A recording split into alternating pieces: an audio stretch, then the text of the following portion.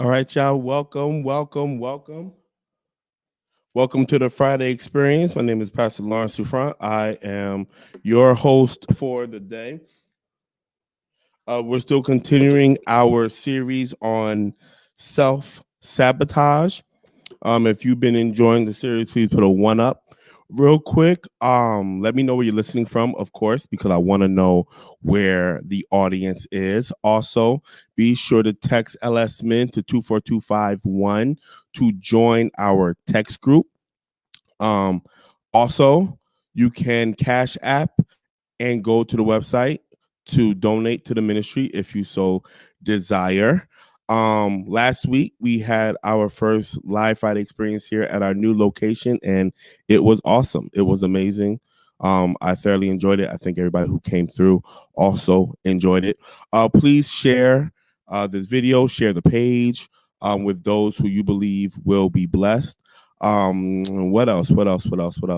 Also make sure that you subscribe to my YouTube channel. We are now on YouTube. Woo! I should get those sound effects where I can make some noise, right? We are now on YouTube. So please subscribe to our YouTube channel. I probably should have put it on the comments. But anyway, it is username / Pastor L Souffrant. So we're gonna continue our series on self-sabotage. We are now on part 4, right? We are now on part 4. And so I've been enjoying it. I hope you guys have been enjoying it.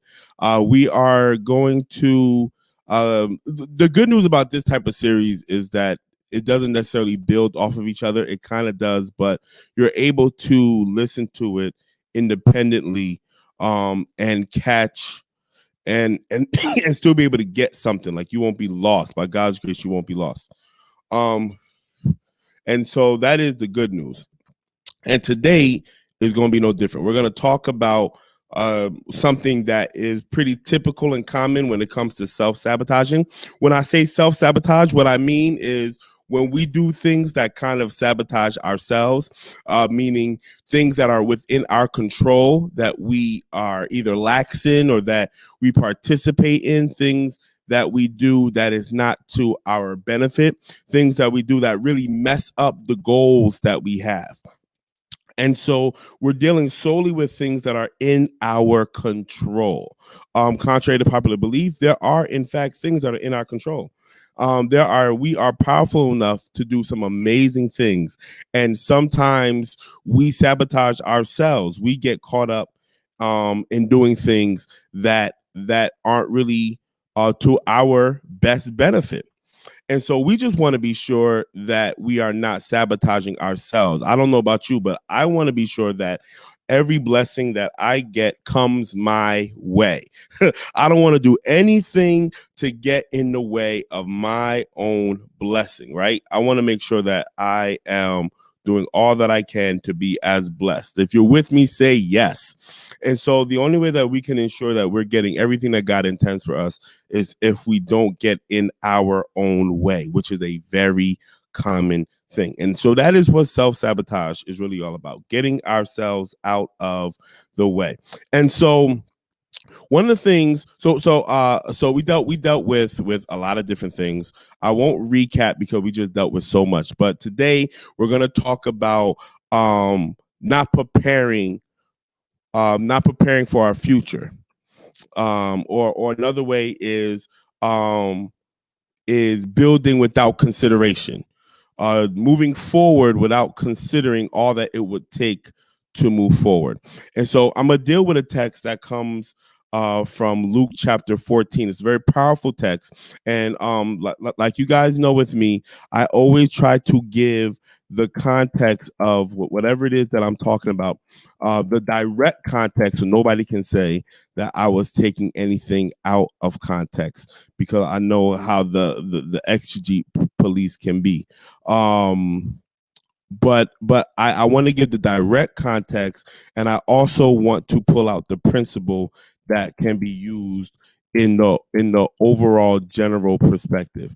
All right. So that is Luke chapter 14, verses 28 through 32. All right. This is I'm excited because I know what this can do. I'm excited because I am fully aware of how of just the power of this text. So I don't want to lose anybody. If you have any questions, if you have any comments, please ask those questions. Give those comments because I want to be sure that we are all on one accord. All right. So Luke chapter 14. Let me put the text up again for those of you who want to follow along. Right. Luke chapter 14, verses 28 through 32. All right. I'm not gonna read the whole thing. Well, I am gonna read the whole thing, but I'm gonna break it up first. So I'm first gonna read Luke 28 and 29. It says, "For which one of you, when he wants to build a tower, does not first sit down and calculate the cost to see if he has enough to complete it? Otherwise, when he has laid a foundation, it is not able to finish. All who observe it begin to ridicule him." Verse 30, saying, "This man began to build and was not able to finish." All right. So look at what Jesus is saying here in this text. So for one, he is talking to those people, preparing them to follow him. And what he says is, if any man will follow me, he must first pick up his cross, right? He must carry his own cross and then come and follow me. He says, "Whoever does not carry his own cross and come after me cannot be my disciple," right? So the direct context, and even before that, he says, "If anyone comes to me and does not hate his own father and mother and wife and children and brother and sister, yes, even his own life, he cannot be my disciple." So what Jesus is saying in the direct context is, it is not easy being a disciple of Jesus Christ. And I know in current church culture, we make it extremely simple, and to a degree it is. You just got to confess with your mouth and believe with your heart that you are saved. But confess with your mouth and believe with your heart is not as easy as it sounds. And so many of us, we have been confessing with our mouth, but we have not fully believed in our hearts. And what Jesus says is, if you're going to be my disciple, meaning if you're going to learn to be like him, because that's what disciples do. Disciples learn how to be like the master. So it's not just being a fan of what the master says, it's not just being a supporter of what the master says, but it's actually applying the things the master does in order to be like him. In fact, a disciple is expected to master the style of the master. If a disciple is not ready to master the style of his master, then he would have failed as a disciple. The good news is the master makes it an appointed responsibility on himself to ensure that no disciple fails. So the master does all that he can do to ensure that the disciple gets every support necessary to master his style. In fact, in those days, in order to be a disciple of anybody, you had to be chosen. This is why you see in the scriptures how Jesus chose disciples, because that was the common practice of that day. Now, in the secular realm, they chose you to see after you've determined yourself worthy, right? But in the kingdom, you are chosen, which automatically makes you worthy. And that's all of us. I don't want to go too much into this, but I think somebody needs to hear that you are in fact worthy and you were chosen by God. Your life matters. Your life is significant. Your life means something. And that's why you are here. None of our lives are to be wasted or discarded or considered as insignificant. All of us play a major part in the kingdom, right? Okay, and so what Jesus is saying is, though I have chosen you, though it is my will that you follow me, though it is my will that you be my disciple, though it is my will that you will master everything that I'm teaching, that you will master everything that I'm doing. In fact, Jesus says, greater. We should be doing greater than what he did while he was on this earth, right? Though that is my desire, Jesus wanted to make it abundantly clear that the cost is expensive. And what Jesus now does, after expressing that you had to disregard everything, even your own life, in order to be my disciple. In other words, to follow Christ is to forsake everything else. And what Jesus does after sharing that mind-blowing reality that being a disciple is not easy, he gives a parable explaining the principle behind what he is teaching, right? So remember, the Hebrews, they will have a specific thing and then they will give a general principle. That is how the Hebrews should write. And so in this parable, what Jesus shares is a scenario of a man who is about to build a tower. And he says, if any of you are about to build a tower, I am certain that none of you would start building without first counting the cost. Listen to what Jesus just said. He said in the secular realm, outside of the spiritual realm, in just everyday common sense, nobody starts to build anything without first considering how much it would cost them. And what's funny to me is that I wish that was some wisdom that everybody applied. But in reality, many of us start building things without considering the cost. And what that does is that puts us in a place of self-sabotage. In other words, we are destroying ourselves because we did not take the time to consider how much it would take to fulfill what we're putting ourselves into. And so what Jesus does is he says, when it comes to the building, you don't lay the foundation without first being sure you have enough bricks to complete it. You don't lay the foundation without being sure that you have enough funds to complete it, because the reality is you will be embarrassed. Now, we live, I'm about to, okay, whew. We live in a society where we want to give everybody trophies simply for effort. We want to celebrate people simply because they're trying, simply because they tried. And I want to be abundantly clear. There is room for encouraging people for putting in an effort. There is room for that. But trust me, there is no celebration if you quit. There is no celebration if you cannot complete. In other words, we celebrate the fact that you got started, but nobody celebrates the fact that you could not finish. Now, in this society, yes, we like to give people participation certificates. I'm glad you participated, but in true honesty, in the real world, there is no certificate for participating. If you register for college and you're taking your courses, you don't get a degree simply because you took some classes. I'm sorry. They don't give you that degree until you completed all of the requiring credits and courses. Hear what I just said? Credits and courses, because some people start college, they get enough credits but did not take the required courses, and then they get mad at the university for not giving them a degree. But in reality, you don't deserve a degree because you didn't take the time to consider, what courses do I need? Am I ready to take on these courses? I remember when I started working on my master's. I started working on my master's around the same time that I was buying a house, around the same time that I had little children.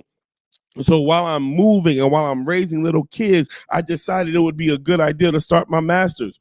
What a terrible decision, because I was not in the mind frame. I was not in the right setting. I did not consider the cost. And in this case, the cost wasn't money. The cost was time. I did not have enough time to complete my master's. So what did I have to do? I had to withdraw. Now, the good news is no one would have known that had I not shared it just now. But the reality is, had I posted like everybody else like to do, just started on a master's program, what I begin to do is I start to invite people to now keep up with my progress. Oh, I'm speaking the word now. And when I invite people to keep up with my progress, eventually the questions start coming. Hey, how's it going? How's the program going? How's the program going? And nobody is going to celebrate the fact that I dropped out. Can I be honest with you? Some of you, you are expecting a celebration because you're participating. No, baby, it's not enough to participate. You have to consider, can I complete what I started? And it, honestly, all it does is require you to take a step back. Many of us are starting things prematurely because of our insecurities. We're trying to prove a point either to ourselves or to everybody else. And so we start things before we're ready to start them. And then we wonder why we are sabotaged. It wasn't that we could not complete the thing in potential. It is that we could not complete the thing in positioning. In other words, we did not position ourselves. And sometimes that's all it takes.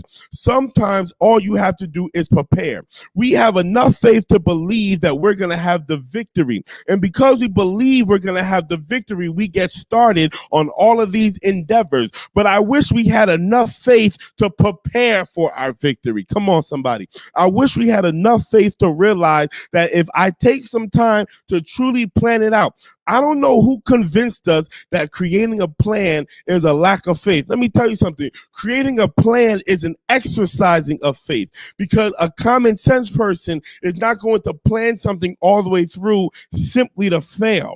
And yes, roadblocks come up. Yes, obstacles come up, but those things should be considered in your planning. Now, let me say this. I was going to wait to the end to give some practical stuff, but I got to give this now. Just because you planned doesn't mean you thought of everything. And some of us, we get discouraged when things come our way that we did not think could happen. That is a part of life. The good news is he that starts a good work in us is sure to complete it, right? We have to trust that if God gave us the vision, and if we spent our time in prayer and meditation to really look and consider all of the things that can go wrong, but not just stop there, to think of all the solutions to all the things that can go wrong. Look, I'm going down this rabbit hole because some people, they like to have a pity party and they use the possibility of failure as a reason to not get started. And you miss the point. You consider the possibility of failure, and because you recognize that you're a child of God, you consider ways to overcome those obstacles that might come your way. A child of God is prepared for anything that may happen along the way. And so, yes, there's a possibility that this might happen, but because you haven't got it started yet, you can think of strategies to overcome those obstacles. And so, wow. And so it's not enough to just say, oh, I shouldn't get started because I might fail. You only fail if you don't think of solutions. As long as your mind is thinking about the solution, then there's really no reason for you to fail.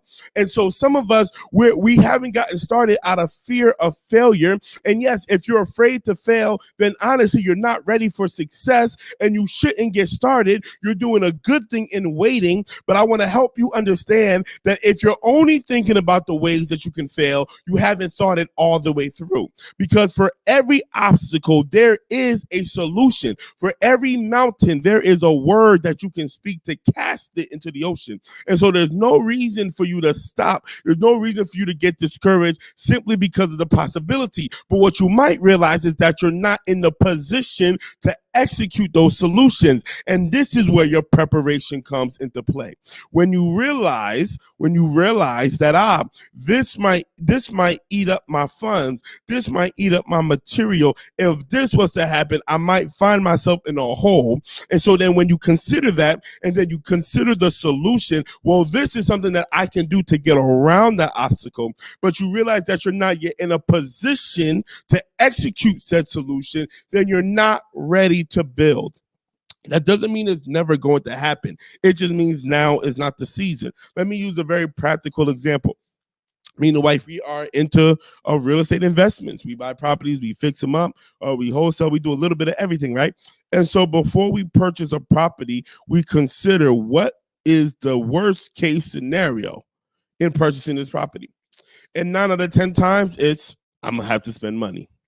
I'm going to have to spend money not just on building the property. I'm going to have to spend money on maintaining the property before I sell it or before I rent it or before I do whatever. And so you got to ask yourself, can I maintain the mortgage? Am I in a position to raise extra funds if it's going to cost more than what we budgeted? And how much can I be prepared for? How much can I generate quickly? These are the type of questions that we need to ask ourselves before we even decide to move forward with buying a property. Because though the success will be amazing, we have to be sure that we can overcome the failure.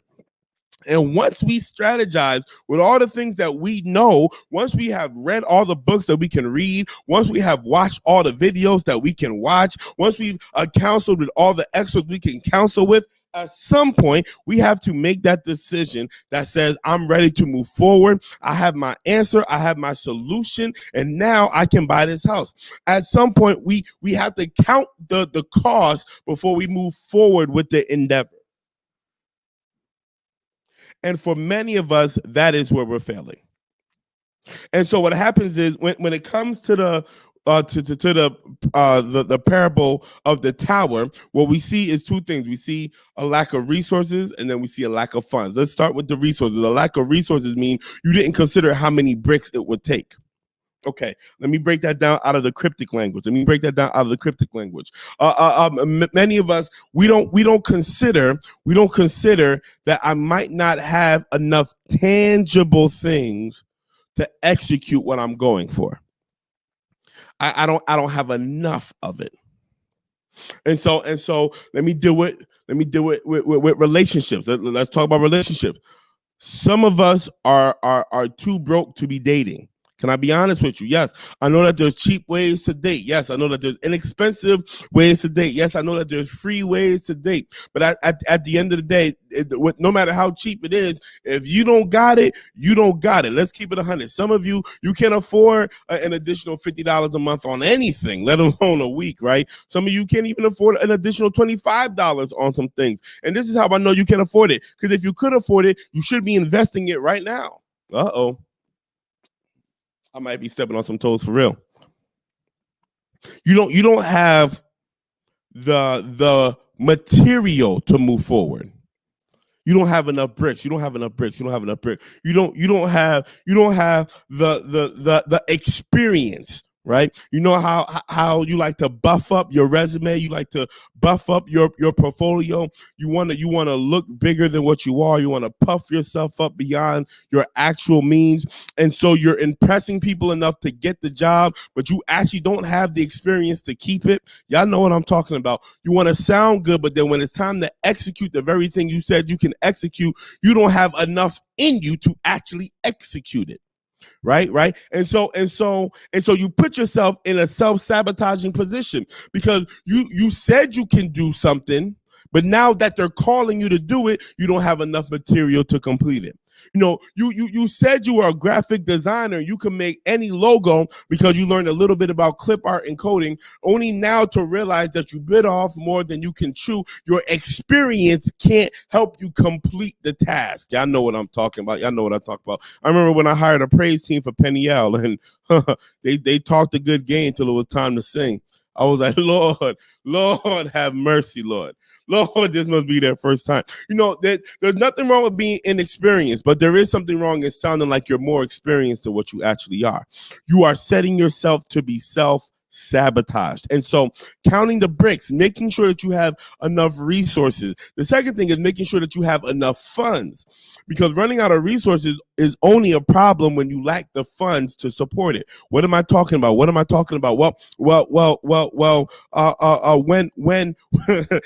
the queen said they were trash, they absolutely were trash. It was terrible. So you want to make sure you have enough resources, but you also want to make sure that you have enough funds. What am I talking about with funds? Well, if you run out of bricks, the simple solution is to buy more bricks. But if you've exhausted your budget, then there is no buying more bricks. The funds can be literal money if we're talking in the tangible. Some of us, we don't got enough in our bank account to move forward with some of the plans and goals and dreams that we have, and we got to stack those funds up. But what you're spending, the cost, is not just money. It could be time. Like I said about my master's program. It could be energy. It could be emotional stamina. I'm speaking facts now. We like the idea of something, but we don't consider the emotional cost to invest in those endeavors. We don't consider what it does to our mental. So for some of us, it's all about money. And we think if I get enough money, I'm gonna be good. But we don't realize that money is the least you can spend in these things. What it does to your mind, what it does to your spirit, what it does to your relationships. Some of your relationships can't handle some of the things you're about to go into. And that doesn't mean you shouldn't go into it. What I'm saying is that should be considered. Y'all need to hear me now. That needs to be considered before you go into those endeavors. You should count the cost, because it's embarrassing when you say I can handle it. It's embarrassing when you say I could afford it. It's embarrassing when you say I can finish it, but in reality you can't finish it. Let me tell y'all a funny story about my wife. I'm sorry, babe, don't get mad at me. She has no idea I'm about to tell the story. But as y'all know, my queen, she is a business expert, I could say, enthusiast, connoisseur. I don't even know the word, but she gets business ideas all the time. Her mind God gives her ideas, more ideas that she could actually execute, right? One time she had this idea. She was going to do this inflatable business. Babe, you remember the inflatable business? Hope you're okay with me telling this story. There's a delay, so you only got so much time to tell me no if you don't want me to go forward with this story. And so she wanted to do this inflatable business. It was a nice idea. She was gonna buy some inflatables. She was gonna rent them out for events. For children, churches, schools, baby showers, whatever. It was a brilliant idea. For those of you who are just tuning in, we're talking about counting the costs, right? Self-sabotage. You got to be sure that you count the cost. And so we got the money to buy the inflatable. She did a good job. She found all the different suppliers that she can use, and she priced them, and we were able to purchase the inflatables, and we were ready to go. And then she got her first client, and they agreed to the numbers that she gave to rent it, and she was excited. And then she went to the event with her inflatables. I mean, her first event ever, and she was excited. Let me tell you, she was excited until she saw them kids jumping on her inflatables. Her anxiety went through the roof. She's like, oh, they about to break it, they about to pop it. Oh, someone's gonna get hurt. Like, her anxiety went crazy. And she did not consider what it would do to her mind to watch these little kids rough up her stuff. She was just like, this is too much. I'm getting out of this. I can't handle it. I can't handle watching them destroy my things, and setting it up, and spokes coming up. It was all types of stuff. And now it was regular stuff that happens, but it was just stuff that she was not emotionally prepared for. And so what did she do? She hopped about the business, but she did it with dignity. She sold all of her stuff. She made sure she didn't catch a loss. She got out with dignity. She got out with respect. But the point is, she had no idea the emotional toll. She didn't even consider it. And what that did for her, I believe, was that it prepared her. It put her in a mind frame for now these new businesses that she's moving forward in.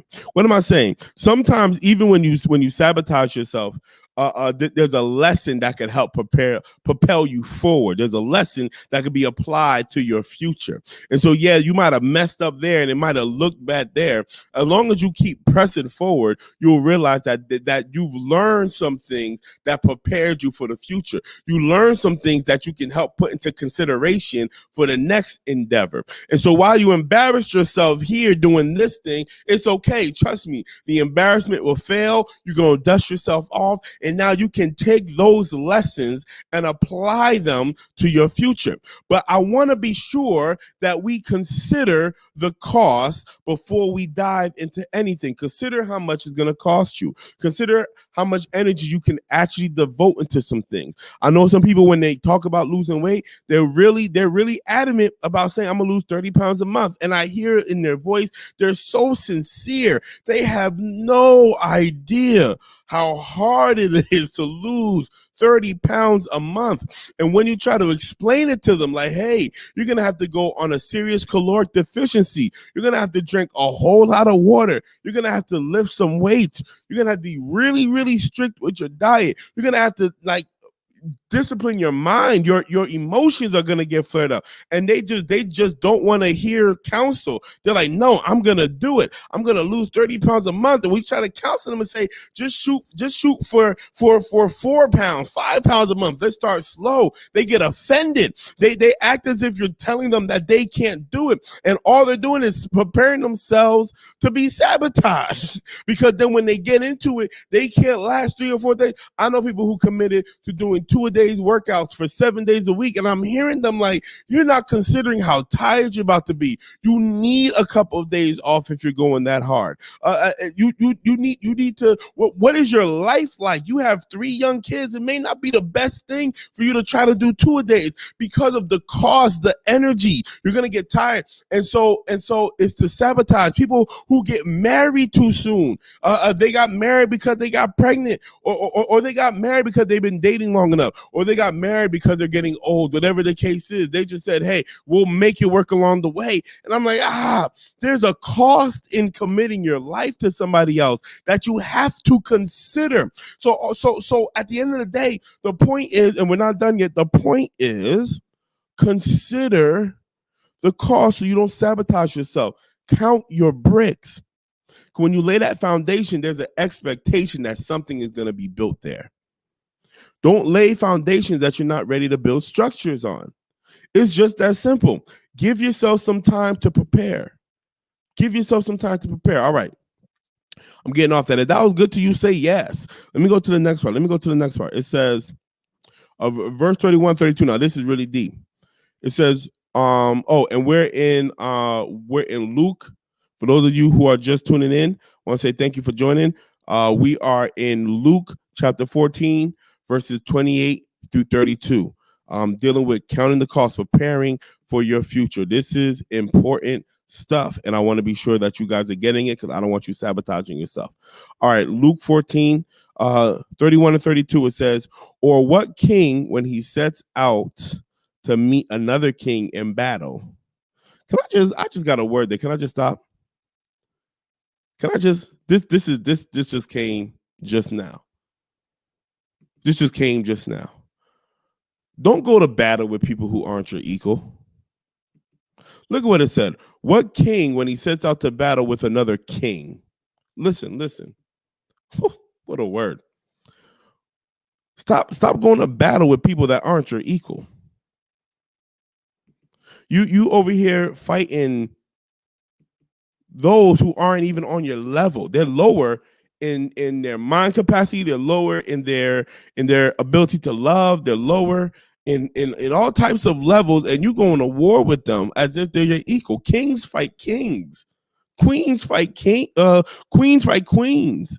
You don't like, you never see a king going to war with a peasant. What kind of mess is that? That part of your frustration is that you wasted all this time and energy on someone that was honestly beneath you. That was a word for somebody specifically. Whoever that is going to resonate in your spirit. You need to catch that. Stop fighting with people that aren't even on your level. Just stop it. You're wasting your time and you're embarrassing your royalty. All right. That was a word for somebody. It wasn't on the notes. It says, or what king, when he sets out to meet another king in battle, will not first sit down? Listen to the language. Will not first sit down and consider whether he is strong enough with 10,000 men to encounter the one coming against him with 20,000. Listen, man, Jesus is wise. He's saying, what king doesn't first say, all right, before I fight this other king that has 20,000 men on deck. Let me first see if my 10 men are strong enough. Now, let me give you a illustration to help you understand, because I know some of you probably thinking, well, it's already at a disadvantage. There's a movie that I like to watch. It's called 300. Have you ever seen that movie, 300? I love that movie. It's a very manly movie. It's a war Spartan movie. It's manly, okay? That movie gets me, gets me ready to fight, gets me ready to work out. Anyway, the Spartans were like, they were warriors. In this movie, this is when the Persians was trying to take over Greece. And, when the Persians was trying to take over Greece, the Persians had a large army. King Leonidas, his spiritual staff was compromised. And there's a word there. I'm trying not to go into that word, but there's a word because some people advising you have been compromised. Anyway, his spiritual advisors have been compromised. They were able to be bought by the upcoming power. So they told him not to fight because, some feast day was coming and some holiday was coming. And King Leonidas was like, I'm not going to just let my people die.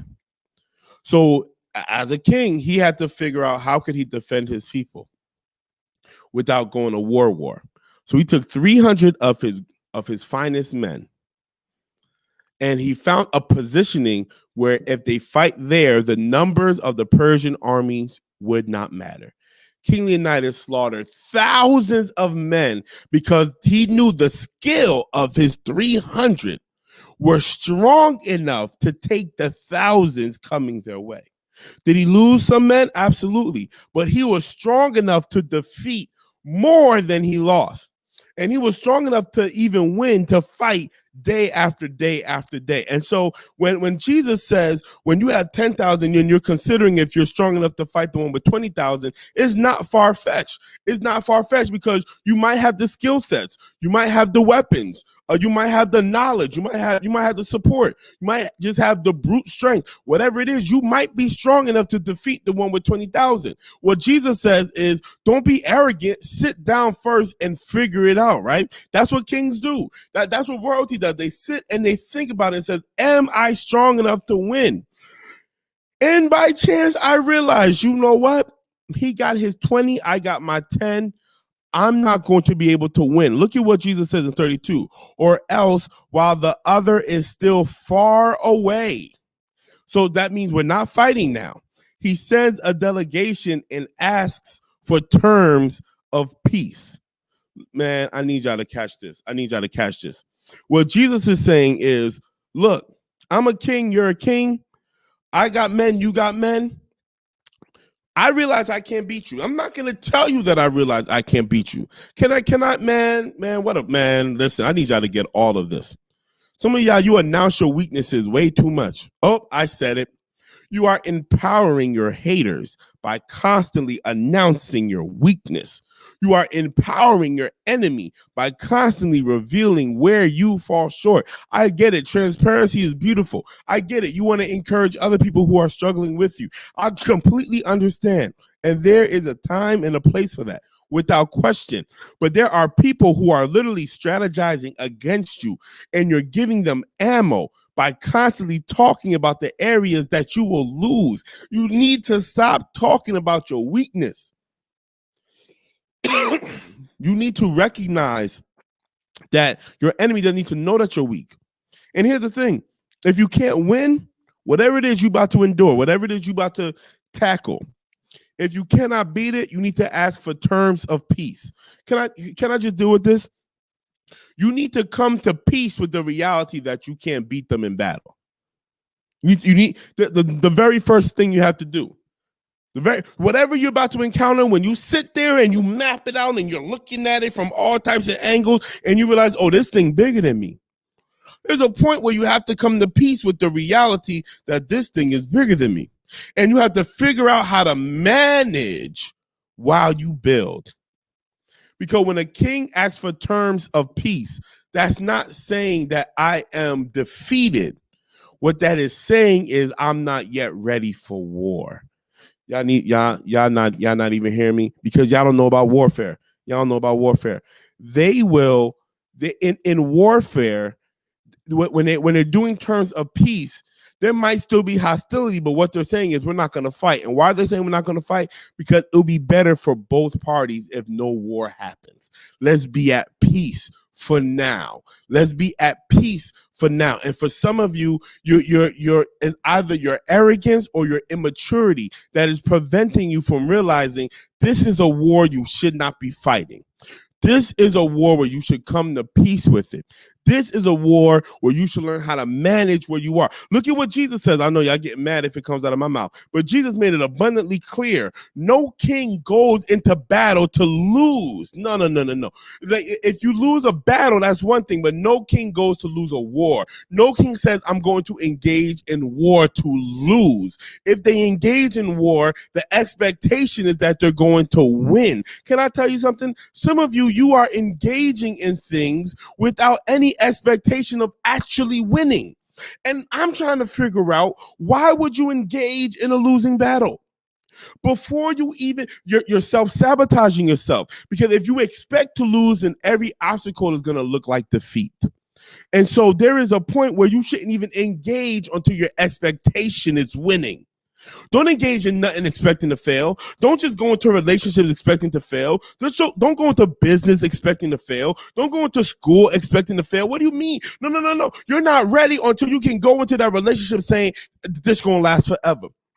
And before you say this is going to last forever, you got to take a look. You got to consider something, because there might be some red flags that are showing you this isn't going to work. It's not about ignoring those red flags. It's about preparing. It's about preparing for the thing you're about to get into. And if you realize you're not yet prepared, then sit down and come to peace with it. All right, here's a question. How does counting the cost determine your salvation? Very good question. When it comes to salvation, Jesus has paid it all. Even in this text, and I want to be abundantly clear, your salvation, Jesus paid for. When you accept Jesus, at that moment you are saved. Now, we talked about this in the previous video, where you can forfeit your salvation. That is where counting the costs will come into play. You probably didn't realize you were going to lose that many friends when you chose Jesus. Probably didn't realize you was going to lose that much money when you chose Jesus, right? When you decided that you were going to be righteous, you might have not considered what that does to your social atmosphere. And so in that case, these things need to be considered. But Jesus said it even in this text. The things that you lose when it comes to salvation don't compare to the things that you gain. But it's up to you to come to that realization. And this is why I don't like forcing people into baptism. Because if they're not ready for the cost, if they're not ready to lose their friends, and if I'm not in a position to be that community for them, if I'm not in a position to nurture them during those low times, then I shouldn't force them into baptism. At the same time, if somebody's ready to give their life to Christ, you assist them in giving their life to Christ. Because the things, once again, the things that are lost don't compare to the things that are gained. Let me also make this abundantly clear. That is what that means then is your salvation is secure in Jesus. And as long as your faith is also secure in Jesus, you'll be fine. You'll be fine. You don't lose salvation because you didn't live perfectly. You lose salvation when you lose faith. Your faith is the key to the kingdom. And I will stress that as much as I can. This legalism stuff, that's not it. Your faith is the key to the kingdom. When you lose faith, you lose salvation. And so as long as you have the faith to hold on to Jesus, whatever comes. And the good news is your faith grows as you exercise it. The good news is God assists in growing your faith. And so all you really have to do, if you're connected to God and the Spirit is prompting you to give your life to the Lord, if the Spirit is prompting you to give your life to Jesus, then that same Spirit that prompts you to give your life to Jesus is going to be your rock. That same Spirit is going to be your foundation. That same Spirit is going to be your strength in the midst of everything that is lost, because you can't get to the Father unless the Spirit draws them, right? And so at the end of the day, if that Spirit is pulling you, then you have to have the same faith that says I'm going to give it all to Jesus. Needs to be that same faith that's going to keep you. That Spirit is going to keep you in the midst of those low times. But you're not when you lose family and friends and money and social status, you haven't lost anything if it's being compared to the eternal life that was gained. And the eternal life starts immediately. It's not this eternal life that happens after you die. It's life while you're here on earth. You're gonna live, and then when you die, you keep living, and that's another conversation I'll have to have later. But that's a good question. Yeah, it does not. Your salvation is something completely different. All right. People engage in a losing battle for the sake of the pity party. Wow. Y'all heard what the Queen said? She says, some of you're engaging in losing battle because you want people to feel sorry for you. Some of you are engaging in the losing battle because you feel sorry for yourself. The pity party is the motivation for the losing battle. We're going to stop that. We are going to stop engaging in battles that we're not prepared to win. We're going to stop engaging in battles that we're not convinced that we can win. If we're not convinced that we can win, what makes you think that we're going to win? What makes you think your enemy is coming in with full confidence that they're going to win? It's just like watching a boxing match. I watch boxing, and when I watch boxing, you can tell which, like in the first round, in the first round, sometimes you can see the one that's a little scared. And I promise you, if you can see the fear in the first round, that's the one who's going to lose without question, because they wasn't convinced in the first place. But I'll tell you this, after the first round, you can see the one that got scared. After getting hit in the face a few times, they start to realize, oh, this dude can fight. You know what I mean? And they start to get a little worried. And so they need that pep talk. They need something to instill confidence back in them, because you can't win with lack of confidence. But some of us, we should have never got in the ring. Some of us, we should have never fought. I remember when my wife had some issues. She was up at St. John, and this was when she was my girlfriend. Some dude violated, went too far with the games. The wife called me up and said, "Babe, you know what I mean? So and so violated." I was like, "Word, I'm coming up." So I was in VA. She was in New York. Literally went up there the next day. Now, I'm not gonna say I went up there to fight, but I went up there to handle, the violation, because I'm not gonna let nobody violate my woman. So when I got up there, I was there the next day. So already the whole campus was like, yo, Abby's man is here, right? And they kind of knew what popped off. So I'm like, yo, where he at? We find out where he at. They point him out. I walk up to him. I'm like, yo, you so-and-so? He was like, yeah, you Abby's man? I was like, yeah. Immediately he started apologizing. Smart move. That was a smart move by the man. Started apologizing. Yo, I wasn't even trying to blah, blah, blah. It just went too far. I promise you, that's not who I am. Whoop, whoop, whoop, whoop, yada, yada. And he immediately negotiated terms of peace. Now, I'm not going to say that man was soft. I don't know if that man was soft. I don't know anything about that man. What I do know is that he made the right choice. He made the right choice to not go to war. Some of us, we have to learn how to humble ourselves, because terms of peace means I live to fight another day. Terms of peace means that I'm going to continue to strategize and going to continue to plan. I'm going to be at peace that I can't go to war today. I'm going to be at peace that I cannot start that business today. I'm going to be at peace that I cannot buy that house today. I'm going to be at peace that I might not be able to start that career today. I'm going to be at peace. And while I'm at peace, I'm going to continue to plan. I'm going to continue to prepare. I'm going to continue to stack my resources. I'm going to continue to stack my funds. I am at peace. But I'm not just going to sit here and pity myself. I'm not going to pity. I'm going to prepare. All right. And that's the mindset that we need to have when it comes to Jesus, when it comes to fulfilling our purpose. We need to have that mindset that says, I'm not going to pity myself if I'm not ready. I'm going to prepare myself. And I'm going to be at peace in the midst of my preparation. Man, I hope you got that. I hope you got that. This word here, I'm done. I don't have anything else to say. There is nothing else in this text that we can go into right now. I'll just say there is this word about self-sabotage is extremely important. Extremely important. And I hope you guys are getting it, in that you have to be careful to consider what it's going to cost you. So some practical things. Thank you. So I did want to go into some practical things. And by all means, share your comments, share your ideas, share your questions. Oh, okay, good. There's another question. I'm going to go into practical things, but let me get to this question. Does counting the cost also mean letting go of pride and ego? 1,000%. 1,000%. 1,000%. Yes. The answer is yes.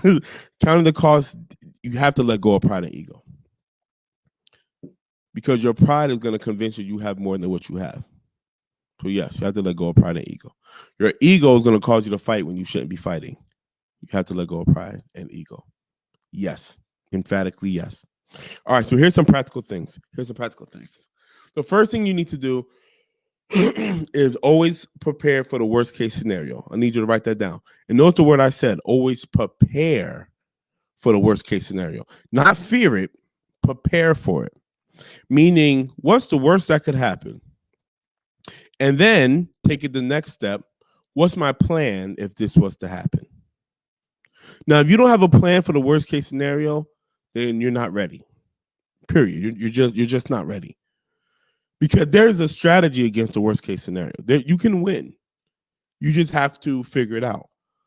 And for some of us, that's a really easy indicator that we're not ready. And sometimes the worst case scenario is not that bad. Like if you have a crush on somebody and you like them, you just like them. You want to go out with them. You want to get to know them. Ask them out. Right? Simple plan. I'm going to ask them out. What's the worst that can happen? The worst that can happen is that they say no. Unless you ask them out via text message. Because then the worst that can happen is that they roast you via text message and then screenshot it and put it on social media. You have to be prepared for that, because that could happen.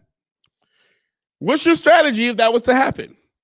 If you don't have a strategy, then you need to change your approach. I won't ask via text message. I don't recommend that for anyone. You should probably ask them in person. Why? Because it reduces the risks of embarrassment. You can recover. Does that make sense? You see, look, I use such a simple scenario to explain the process. Prepare for the worst case scenario. The worst I can say is no, unless I ask via text message. If I ask via text message, it can get a lot worse than just a no. So I won't ask via text message. Do that for whatever it is you're going for. What's the worst that can happen? If denial is the worst that can happen, go straight ahead. Now, if you might lose your job, you might need to consider some things. You might lose your relationship and you like your relationship, you might need to consider some things, right? And consider it beforehand. Let me use relationships as an example. If you're tempted to cheat on your partner, and you know that if your partner finds out, they're going to leave you, don't cheat on them and then try to find a way out. That you did it backwards. How about don't cheat? Period. Just stop there. Don't cheat. You see, just by considering the worst, and if you love your partner and you want to be with your partner, then the better thing is to just say no to the temptation. Does that make sense? Look how clear. I'm trying to make this crystal clear for you, because some of us, we make things very, very complicated. What is the worst that can happen? The worst that can happen is we might lose that business. Well, if you file your business correctly, the business can be gone and you be completely fine, right? That's possible. So you might want to get started. Like there's so many scenarios. There's so many scenarios where you just have to consider the worst case scenario. What I mean by the worst case scenario, consider the worst case scenario. If you're about to propose, what's the worst case scenario? You might get a divorce. Well, what are some of the things I can do to prevent a divorce? If that's your worst case scenario, then consider some of the things that might be necessary to prevent a divorce. It depends on every relationship, and so if that means you gotta stay in shape because your partner wants you to look a certain way and you really love them enough to whatever, man. It's up to you. It's up to you to figure out what you have to do to ensure. So consider the worst case scenario. That's number one. Prepare for the worst case scenario. Number two, maximize your strengths. Maximize your strength. That's number two. Number one, prepare for the worst case scenario. Number two, maximize your strength. I'm actually going to put these in the comments because your strengths is what's going to compensate for your weaknesses. You may not fully understand the power in what I just said, but if you are stronger than you are weak, you're going to succeed. Did you hear what I just said? If you are stronger more than you're weak, you're going to succeed. And for some of us, we spend so much time considering where our weaknesses are that we don't consider where our strengths are. And so the first thing you want to do is prepare for the worst case scenario. That's the first thing you want to do. You want to prepare for the worst case scenario. But the second thing you want to do is maximize your strengths. How can I utilize my strengths to be stronger than my weaknesses?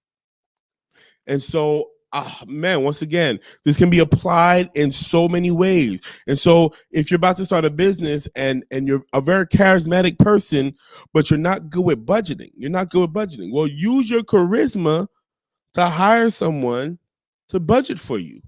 You see, that's maximizing your strength. You're going to use your charisma to get the help that you need. You're going to use your charisma to get people to believe in you. You're maximizing your strengths. You want to be sure to maximize your strength. So prepare for the worst case scenario, right? Prepare for the worst case scenario, maximize your strength, and then finally, but not the least, stay prayed up. It is through your prayer and your meditation that you will be able to humble yourself. It is through your prayer and meditation that you'll be able to see things clearly.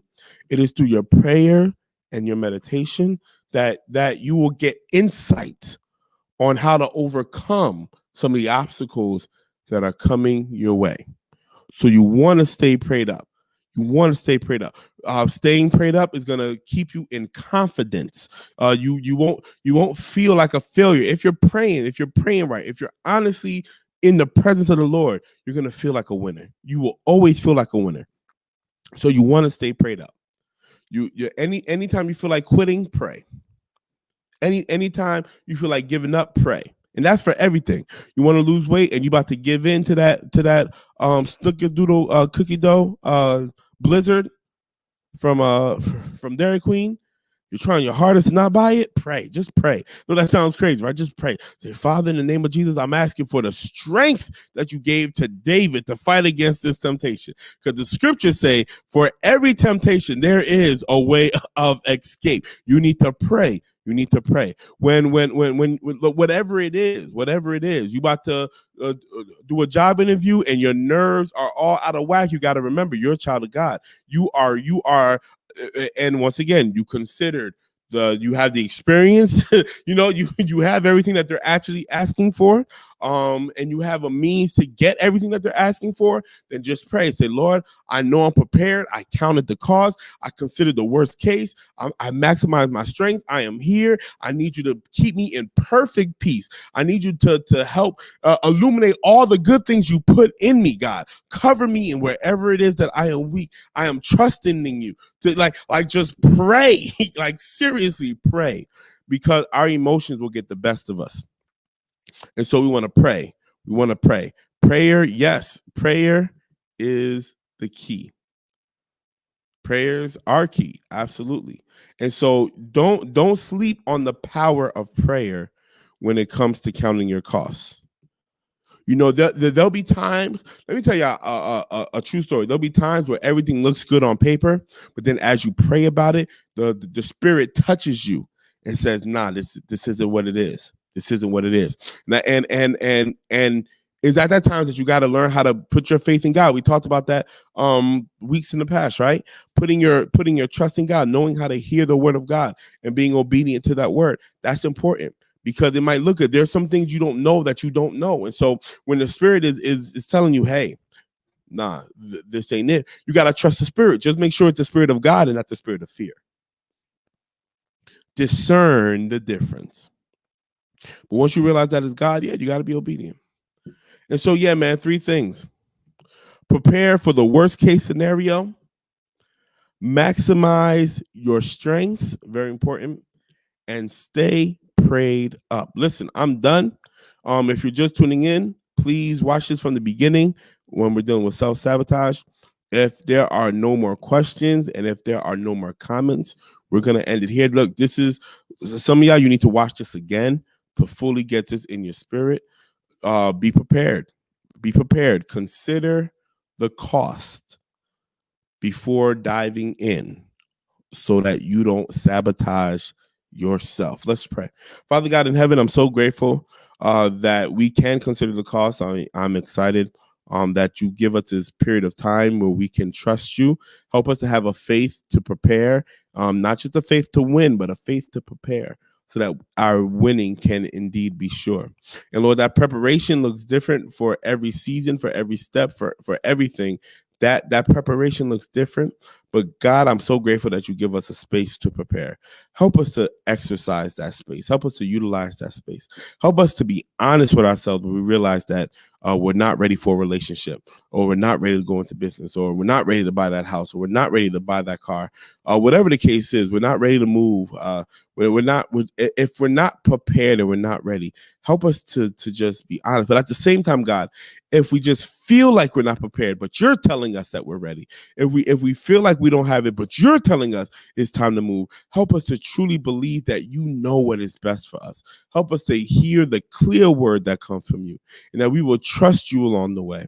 Ultimately, God, that's the best that we can do, is to lean and trust in your spirit, in your prompting. So do that for us. I know that you will. Thank you in Jesus' name. Amen.